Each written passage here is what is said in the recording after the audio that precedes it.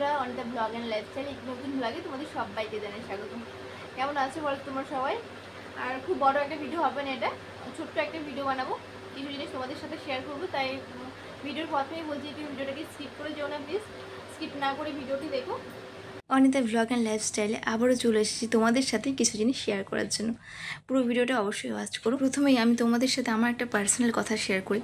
ভিডিওতে direct voice দেওয়ার over voice দেওয়ার মধ্যে না আকাশ পাতাল তফাৎ। ভিডিওতে ডাইরেক্ট ভয়েস দেওয়ার জন্য অনেক সাহসের দরকার, যেটা আমি কোনোভাবে জোগাড় করে উঠতে পারি না।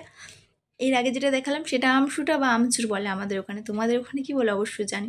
এখন যেটা আমার হাতে আছে এটাকে বলে কাসুন্দি। এটা অবশ্য সবার মানে সব সাইডে খায় না, এটা আমি জানি।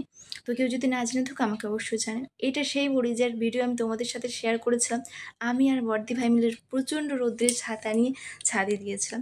আর সব থেকে প্রিয় জিনিস হলো এটা আমার, যেটা কিনা এখানে পাওয়া যায় না, তাই এটা আমি নিয়ে এসেছিলাম। কিন্তু ভাগ্যে না থাকলে কিছুই হয় না। একদিনের জার্নিতে এটা নষ্ট হয়ে গিয়েছে, তো এটাকে খাওয়া যায় না, ফেলে দিতে হয়েছে। এরপরে যেটা নিয়ে এসেছিলাম, এটা আমি যখন মাঠে তুলতে গিয়েছিলাম তোমাদের সাথে শেয়ার করেছিলাম। এটা হলো গিমা শাক।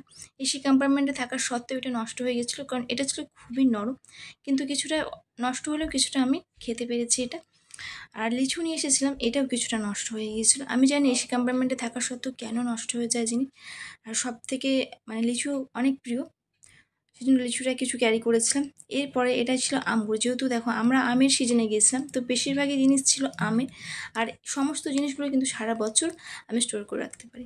এটা হলো রসগোল্লা, সকল বাঙালির প্রিয়। আমরা প্রতিবার রসগোল্লাটা এনে থাকি। আর সব থেকে ভালো হলো, সব জিনিস নষ্ট হলেও কিছু কিছু করে রসগোল্লাটা একেবারেই নষ্ট হয় না। আশেপাশে মানুষদের সাথে শেয়ার করে খেতে পারি।